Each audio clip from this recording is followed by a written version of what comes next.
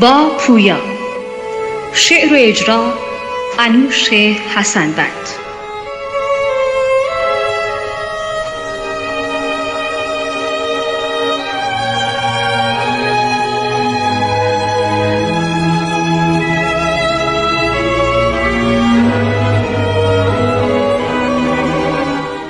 برنامه ای از شبکه اینترنتی ZN TV.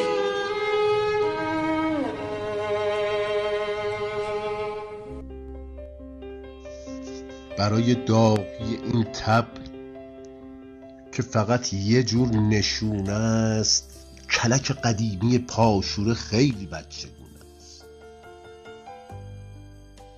پی آشتی دادن دیوار و چند تا قاب عکسی، وقتی دستای ترک روی یقه ستون خونه است. دوای دردمو میشناسم ولی پیدا نمیشه، انگاری قحطی لبخند و نگاه عاشقونه است. ریشه هرچی درخت عاطفه است خشکیده اینجا، ولی بوته های نفرت این ورا پر از جوونه است. تفسیر تموم این جنگا یه ترکیب اضافه است، درد بی عشقی، همین.